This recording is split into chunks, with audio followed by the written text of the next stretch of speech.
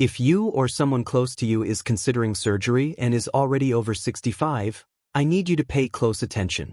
Today, I'm going to help you understand which procedures can become extremely risky and how you can prevent serious complications by making informed decisions. I'm Dr. Gabriel Mina, and I've spent more than 20 years working in operating rooms, facing situations that change lives every single day. But what I'm about to tell you now is not only from the perspective of a surgeon, but also as a son and as someone who also has aging parents.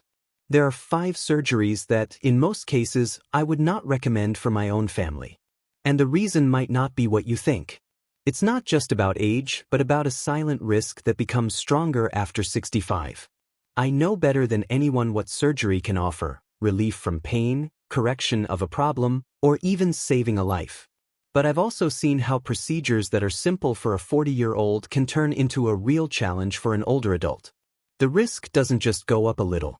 In many situations, it rises to levels that surprise even those who feel healthy. I've treated people who walk every day and others who need help getting up, and in both extremes, the impact can be significant.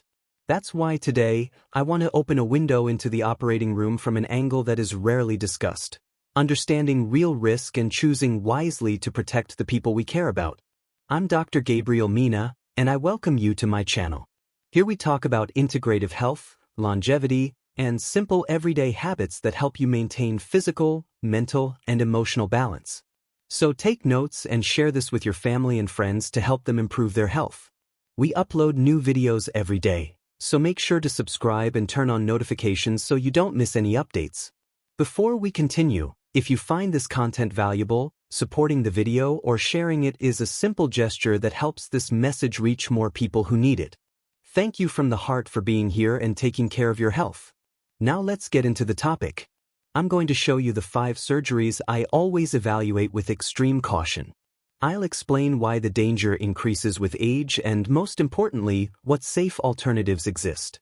These are the same alternatives I discuss with my patients and the ones I would want my own family to consider before deciding on a procedure.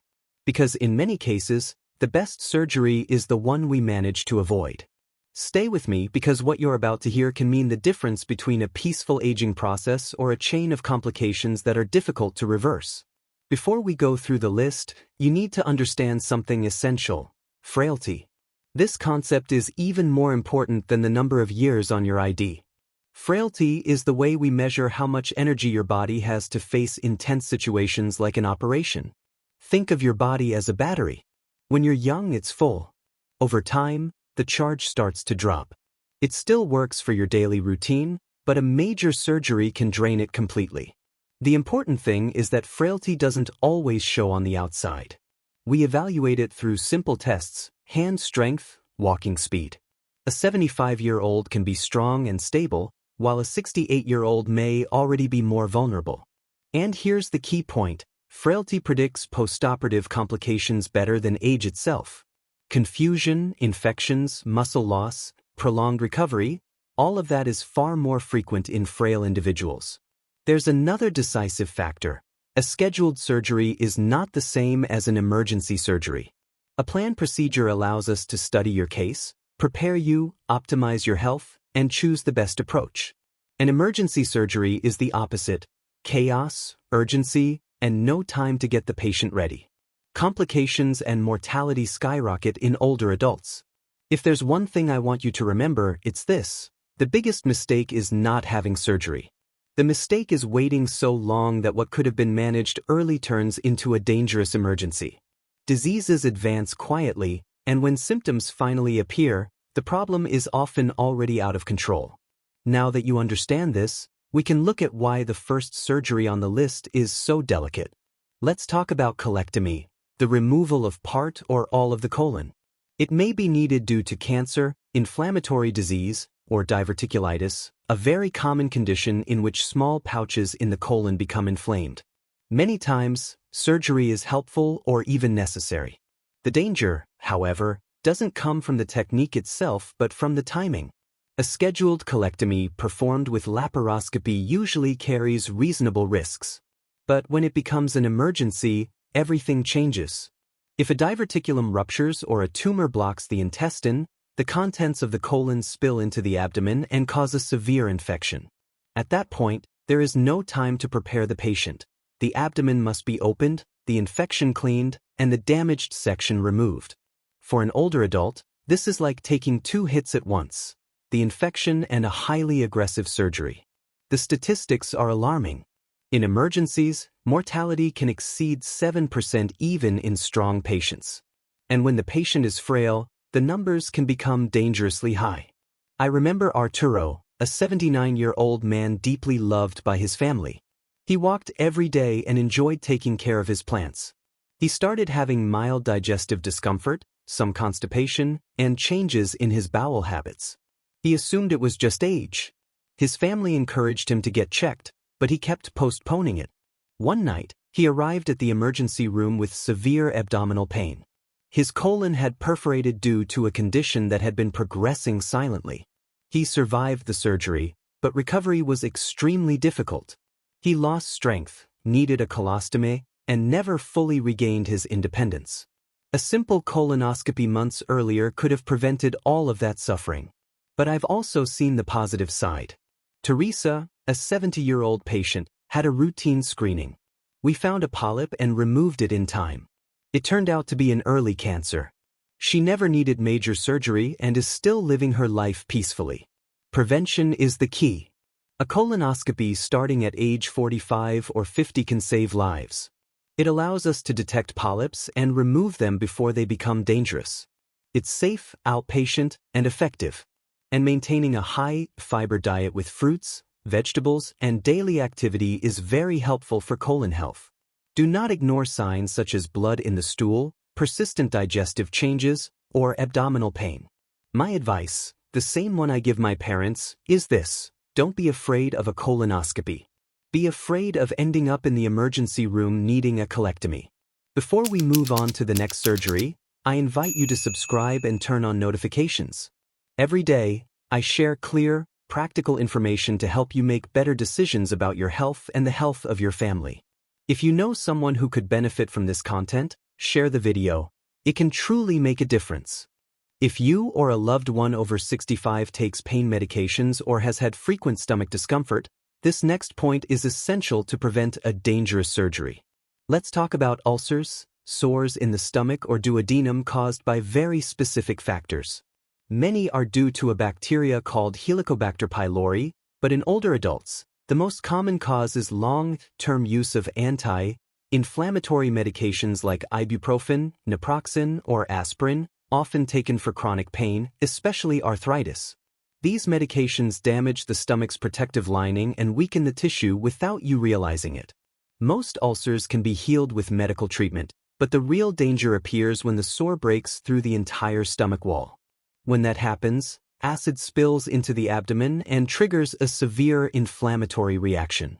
People describe it as an overwhelming pain that forces you to bend forward. In that scenario, there is no time to waste. It becomes a life-threatening surgical emergency. When an older adult arrives at the hospital already in shock, the mortality rate is extremely high. In vulnerable groups, the numbers can rival emergency colectomies, surpassing 25%. It's a level of damage the aging body cannot tolerate well. Postoperative delirium is almost inevitable, and recovery tends to be long and difficult. An ulcer is like a volcano. While it irritates, burns, or causes mild pain, there are ways to control it. But if it's ignored, it erupts. I remember Mr. Hernan, a 74-year-old patient I treated several years ago. He had osteoarthritis in both knees and took ibuprofen every day without any stomach protection. He felt burning in his stomach and soothed it with over-the-counter antacids. Until one day at home, he felt a pain he described as something piercing through him from the inside. He arrived in very poor condition. He had a perforated ulcer. The surgery was complicated, and although we managed to close the perforation, the infection had already advanced.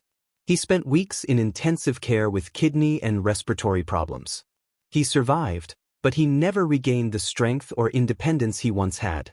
The most important point is that this type of surgery can almost always be prevented. Medications known as proton pump inhibitors, such as omeprazole or pantoprazole, help significantly because they reduce acidity and allow the ulcer to heal. If the cause is the H. pylori bacteria, a course of antibiotics can solve the problem entirely. More than 90% of ulcers heal with medication alone, without ever reaching the operating room. If you are over 65 and take anti-inflammatory medications regularly, it is essential to talk to your doctor about taking a stomach protector. That simple pill can prevent a life-threatening emergency. And if you have symptoms such as persistent burning, pain that does not improve, or dark stools, the right step is to have an endoscopy. With a small camera, we examine the stomach to detect whether there is an ulcer, bleeding, or an H. pylori infection. This can make all the difference. That was the case with one of my patients, Mrs. Matilda, a 78-year-old woman. She also had osteoarthritis and took anti-inflammatory medications, but from the start her primary doctor prescribed a stomach protector. When she noticed her stools were darker one day, she didn't wait. She called me immediately. We performed an endoscopy and found a bleeding ulcer, but not yet perforated. We treated it right then, and she went home the next day without surgery or complications. My recommendation is clear: that burning sensation you ignore may be a warning sign. If you use anti-inflammatories, ask for stomach protection. And if symptoms persist, get evaluated. It is absolutely worth taking a daily pill to avoid a surgery that carries such a high risk of death. Let's continue. Now we move into a very delicate area, the small intestine. Here, the surgery is called an enterectomy, which involves removing the part of the intestine that has become damaged. This organ plays an essential role because it absorbs most of the nutrients that keep you strong and energized. The problem is that it sometimes becomes obstructed or loses its blood supply. This is known as mesenteric ischemia. Obstructions can occur due to scar tissue from previous surgeries or from trapped hernias. Loss of blood flow often results from a clot, something common in people with cardiovascular disease. When the intestine stops receiving blood, it begins to die. The body enters a crisis. The dead tissue releases toxins and bacteria, triggering a severe, fast-moving infection. Here, timing is critical. The only solution is to operate immediately to remove the diseased section and reconnect the healthy ends. This is one of the riskiest surgeries for older adults. The connections between sections of the intestine, called anastomoses, are more fragile in older patients, especially those who are malnourished or frail.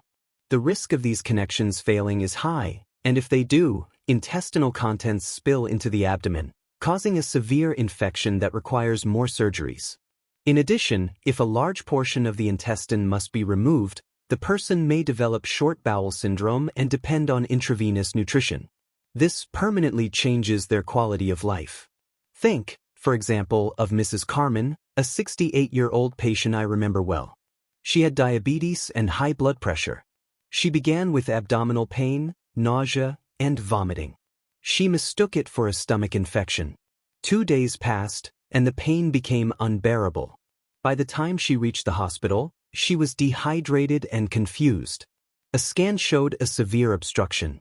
In surgery, we found a section of intestine completely black, without blood flow.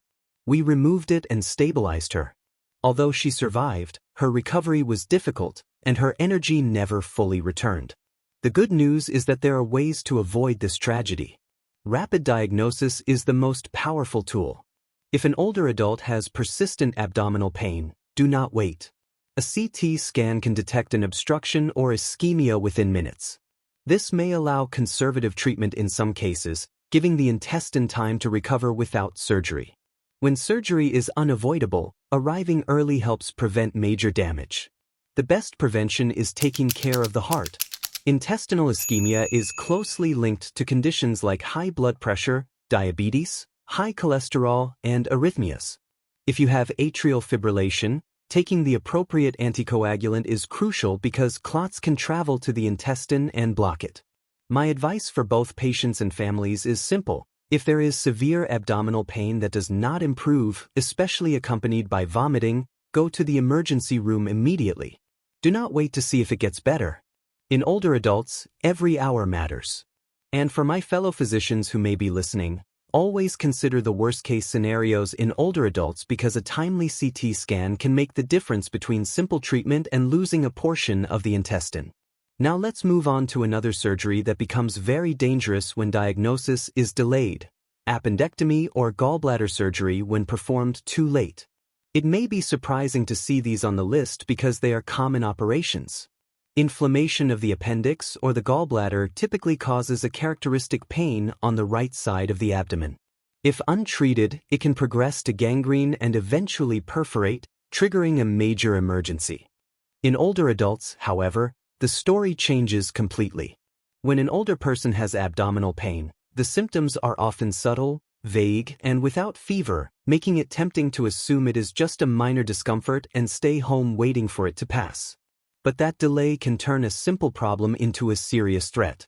Many times, when they finally arrive at the hospital, the appendix has already ruptured, releasing infection inside the abdomen and causing peritonitis.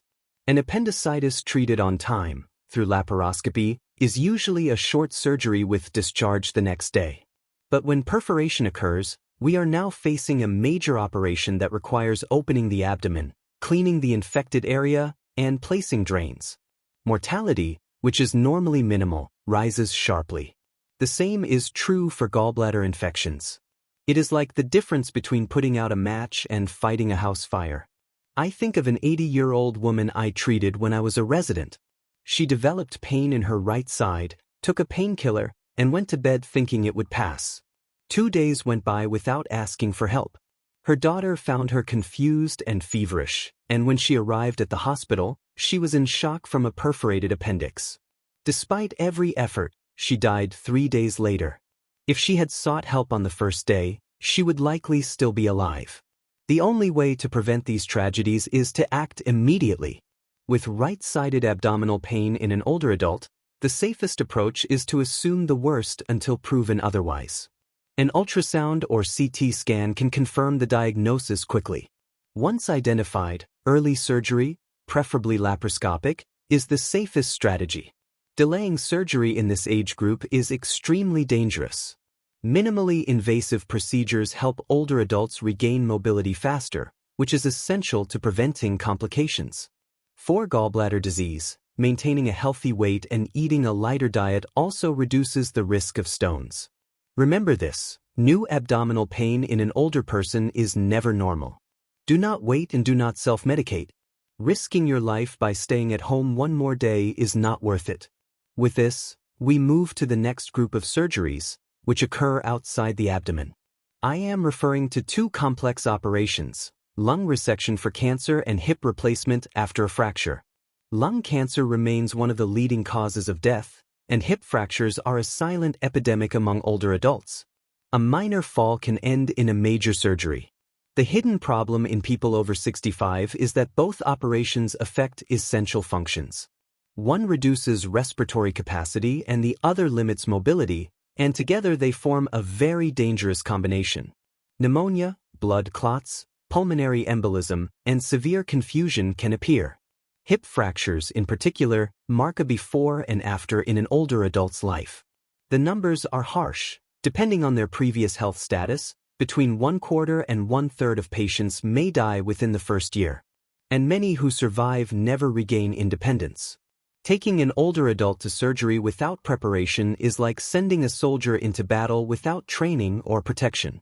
This is not about avoiding surgery, because hip fractures must be treated surgically, but about transforming the preparation process. This is called prehabilitation. It begins weeks before a scheduled surgery to bring the patient to the best physical condition possible. It is similar to how an athlete prepares for a major competition. It includes guided exercises to strengthen the legs and improve lung capacity. When a patient arrives strong at the operating room, they recover far more quickly. Nutrition is also reviewed because many older adults have protein deficiencies without realizing it. Sometimes just a few weeks of supplementation drastically improves healing. Emotional support is key as well, since understanding the process reduces anxiety and lowers the risk of confusion after surgery. A full geriatric assessment helps adjust all aspects of health before the procedure. Science is clear: prehabilitation reduces complications, shortens hospital stays, and speeds up recovery. I think of Pedro, a 75-year-old patient who needed a hip replacement. Instead of operating immediately, we enrolled him in a 4-week preparation program. He arrived strong, walked on the same day of the operation, and had an outstanding recovery. The surgery was the same, but his body arrived ready, and that made all the difference. My final recommendation is this: if you or your parents have a major surgery planned, do not focus only on the date. Ask what you can do to arrive better prepared. Ask whether a prehabilitation program is available. Take an active role in your health. Many times, the real enemy is not the surgery but improvisation, procrastination, or lack of preparation. After 65, the rules change, and frailty becomes a decisive factor. The worst possible scenario is needing emergency surgery. All the operations we reviewed today have something in common. There are almost always early warning signs that, if addressed in time, prevent extreme situations. The best surgery is the one planned carefully and with knowledge. Do not keep postponing the checkup you were advised to do, the colonoscopy you've been avoiding, or the pain you have been ignoring for months. Any of these decisions can completely change your future. If this video brought you clarity and you think it can help someone else, I invite you to share it. And if you haven't yet, subscribe to the channel, turn on notifications, leave a comment, and tell me which surgery concerns you or what experience you have had. I personally read everything you write and do my best to respond.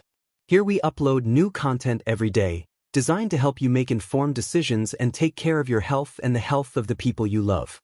Before I say goodbye, I invite you to join me in giving thanks to God for life, for allowing us to learn, and for giving us the opportunity to improve our health with knowledge and hope. Every day is a gift, and taking care of ourselves is a way of honoring it. At Dr. Gabriel Mina's channel, we are truly grateful to accompany you, help guide your decisions, and support you in living with greater well-being. Tomorrow, you will have a new video prepared with care and created especially for you. I'll be here waiting, because you will always find clear, practical, and human information to help you build a healthier life.